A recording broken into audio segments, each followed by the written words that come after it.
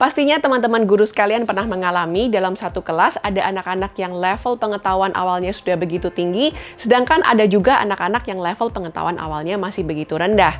Sebagai guru kadang-kadang kita bingung mulai pelajaran dari mana ya, agar kita dapat mengajar mereka tepat sesuai dengan kebutuhan. Salah satu solusi yang dapat kita lakukan adalah melakukan diferensiasi pembelajaran berdasarkan kesiapan peserta didik.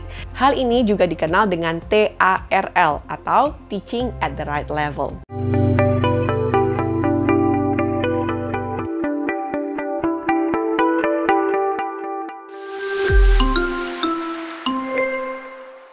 Halo semuanya, selamat datang kembali ke channel Ruang Edukator bersama saya Amelia. Kami percaya pendidikan yang terbaik bukan pendidikan yang informatif, melainkan pendidikan yang transformatif. Oleh karena itu, buat teman-teman yang baru mampir ke channel Ruang Edukator, please consider to subscribe, siapa tahu konten-konten kita dapat membuat kelas teman-teman menjadi inspiratif. Sebagai pendidik, kita tentunya tahu bahwa setiap anak-anak kita datang dengan kecepatan dan kesiapan yang berbeda-beda. Dan sebagai guru yang efektif, sudah menjadi tugas kita untuk mengetahui apa yang menjadi kebutuhan anak-anak. Filosofi pendidikan yang berpihak kepada anak seharusnya menjadi pendekatan kita dalam mengajar anak-anak ini. Filosofi ini diwujudkan dalam pendekatan pembelajaran berdiferensiasi. Artinya, pembelajaran di kelas berbeda-beda sesuai dengan kebutuhan anak-anak. Dan dalam video ini secara khusus kita akan bahas bagaimana kita melakukan diferensiasi berdasarkan kesiapan pembelajaran.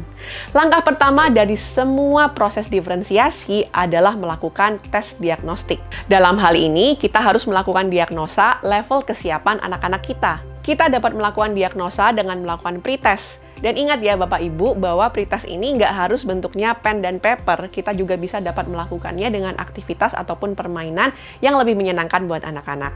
Yang penting kita dapat data bagaimana level kesiapan anak-anak di dalam kelas kita, sehingga kita dapat mendesain diferensiasi yang sesuai dengan mereka. Setelah mendapatkan data, ada 3 bentuk diferensiasi yang dapat kita lakukan, yaitu diferensiasi konten, diferensiasi proses, dan diferensiasi produk. Yang pertama, diferensiasi konten. Untuk diferensiasi konten, kita dapat melakukan yang pertama, pembuatan materi berjenjang. Setelah mengetahui level kesiapan anak, kita dapat membuat materi berjenjang bagi anak-anak. Materi atau tugas berjenjang artinya kita menyiapkan tugas dari level mudah hingga sulit, dan secara paralel anak-anak dalam kelompok mengerjakan yang sesuai dengan level kesiapan mereka. Misalnya kita mengajarkan anak-anak membaca, kita bisa menyiapkan bacaan pendek dan juga bacaan panjang. Bacaan pendek untuk kelompok anak-anak yang kesiapannya lebih rendah, dan bacaan yang panjang untuk anak-anak yang sudah lebih lancar membaca. Anak-anak yang mendapat bacaan pendek, secara progresif kita akan bantu untuk dapat membaca bacaan-bacaan yang lebih panjang. Bentuk diferensiasi konten lain yang dapat kita lakukan adalah inquiry-based learning, yaitu pembelajaran di mana anak-anak memulai dengan pertanyaan akan hal-hal apa saja yang mau mereka pelajari atau mereka jawab di akhir pertanyaan. Anak-anak dengan kesiapan belajar yang lebih tinggi tentunya akan memberikan pertanyaan atau inquiry yang lebih kompleks. Sedangkan anak-anak yang kesiapannya lebih rendah, mereka mungkin akan memulai dengan pertanyaan atau inquiry yang lebih sederhana. Namun memberikan mereka waktu untuk mencari dan menemukan jawaban akan pertanyaan mereka sendiri dapat memotivasi anak-anak sehingga mereka tertarik untuk mencari tahu lebih jauh lagi. Anak-anak yang semula memberikan pertanyaan atau inquiry yang sederhana, seiring berjalannya dengan waktu dapat menjadi termotivasi dan mencari inquiry yang lebih kompleks. Dengan menggunakan metode inquiry, anak-anak akan terbangun motivasi internalnya untuk terus mencari tahu lebih jauh lagi.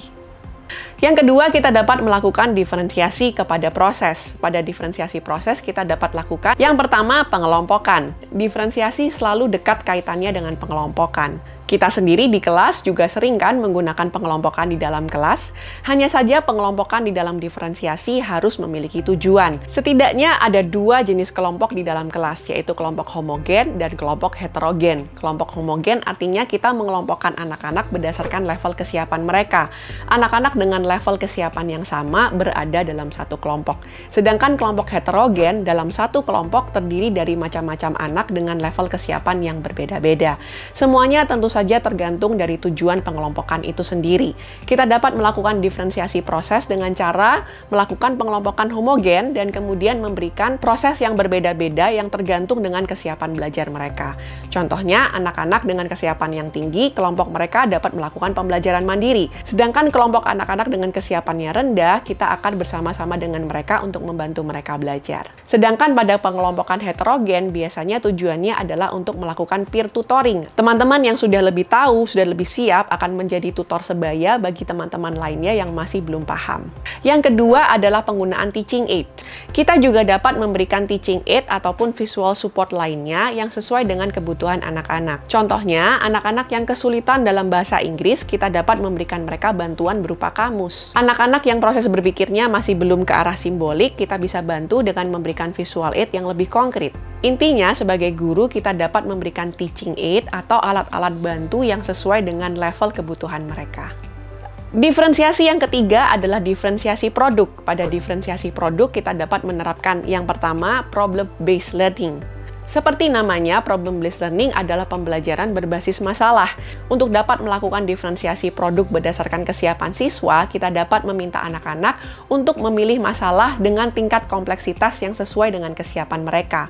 Anak-anak yang lebih banyak tahu, lebih banyak pengalaman dan pengetahuan, dapat memilih masalah-masalah yang lebih kompleks.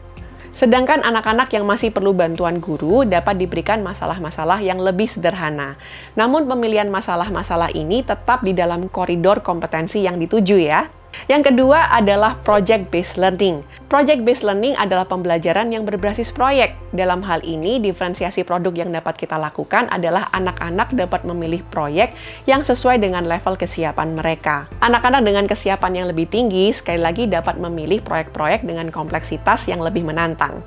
Sedangkan anak-anak yang masih memerlukan bantuan, kita dapat memberikan proyek-proyek yang lebih sederhana. Yang harus kita ingat pada diferensiasi produk adalah tujuan pembelajaran tetap menjadi kompas pada saat anak-anak memilih problem ataupun proyek mereka. Nah, Bapak Ibu sekalian, itu tadi contoh-contoh diferensiasi pembelajaran berdasarkan level kesiapan siswa. Semoga Bapak Ibu sudah mendapatkan ide untuk dapat dilakukan di kelas ya. Dan apabila Bapak Ibu sudah pernah melakukan diferensiasi berdasarkan kesiapan belajar sebelumnya, jangan lupa juga untuk share di kolom komentar. Apabila video ini bermanfaat, Bapak Ibu juga dapat menginspirasi para pendidik lainnya dengan cara membagikan video ini ke mereka. Buat teman-teman yang baru pertama kali mampir ke channel Ruang Edukator, please consider to subscribe. Siapa tahu konten-konten kita dapat membuat kelas teman-teman makin transformatif. Cek juga video-video kita lainnya ya. Selamat mengajar dan selamat mentransformasi kehidupan.